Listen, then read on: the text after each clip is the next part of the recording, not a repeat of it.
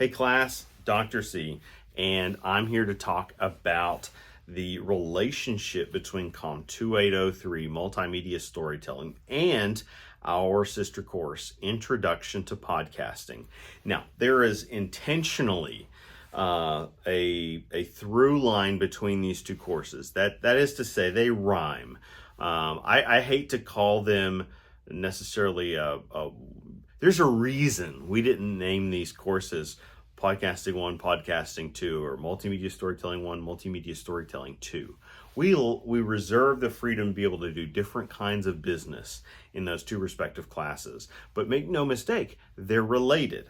Now, some of you may be taking one course first and then the other one later, or the other one first and then the alternative later.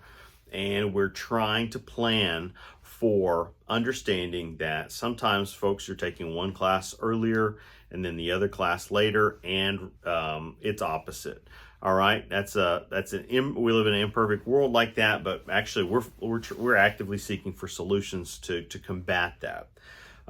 So there are sometimes projects will sound similar or the same. There can be connectivity between the courses. For example, projects in both courses relate to podcasting, but that's not exclusive in multimedia storytelling. And if you've read the syllabus carefully, you see that. On one hand, we do want you actively building content of a pod type nature, but guess what? There is a real pressure in the industry right now. I'm talking about the podcasting industry for not just audio conversations, but increasing use of video. And guess what? We were always headed here anyway. The more popular, guess what made podcasting so enormously popular and used?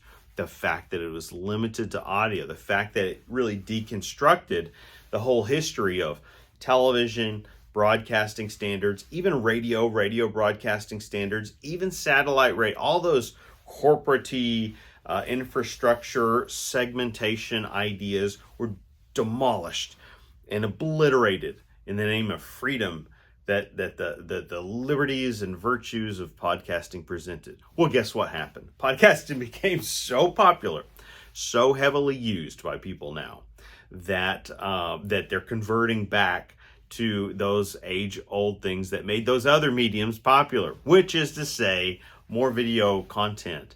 And we're using this course to recognize that relationship exists. And so we're pushing students in this course to experiment with more video, and not just video in the way that in the example that I gave. So what I was just describing was how increasingly podcasts feel a pressure to produce video alongside the audio. That's not true for everyone, first of all, but it is increasingly a standardized norm in the for-profit industry. Well, we're not necessarily requiring your pod episodes to be video based. Although, if you're taking on that extra layer, you're not going to be docked points there. We're going to reward innovation and creative effort in this class. But when you look at the alternative companion assignment, the docu-series, it has a video component in and of itself. So what it really functions to do is give this bit of a behind the scenes effort in terms of thinking about a podcast not as simply a standalone audio experience, but what we're working on in this course is also the multimedia storytelling campaign that would accompany getting people introduced to and reminded about and pointed toward the podcast itself. So you're simultaneously working on a pod content as basically your protein, but then also these other multimedia storytelling elements to help drive people to the steakhouse, right?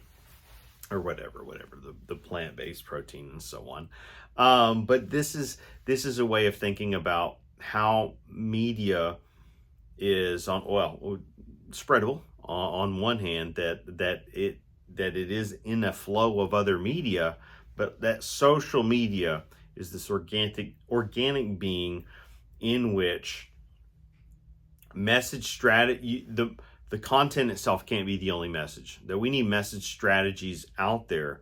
You think about how planets exist in orbit with one another, right? There is a constellation of connected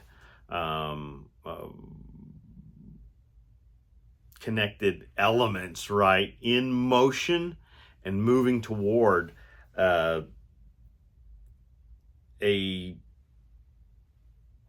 planned purpose, right? A constituted purpose. And so your multimedia strategy should be doing that type of thing.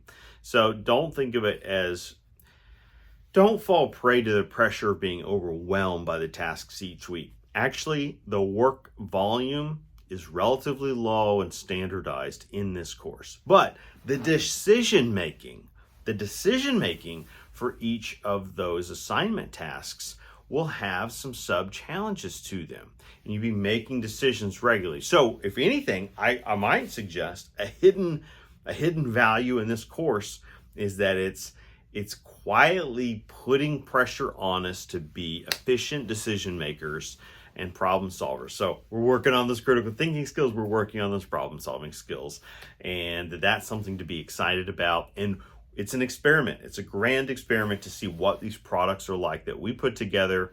You're going to have a lot of creative agency over what you tackle, and that's going to open up avenues. It's going to reward your pleasure center, hopefully, in terms of getting to not just think, oh no, am I applying this comm theory the perfect way, or what, what if I'm less red in this area? No. You're going to be able to tailor these projects to areas that you might be interested or invested in or passionate about or want to be a bigger part of. And that's exciting, and that's its own reward system. And we're just here to champion those efforts and help you maintain momentum here in this COM 2803 multimedia storytelling context.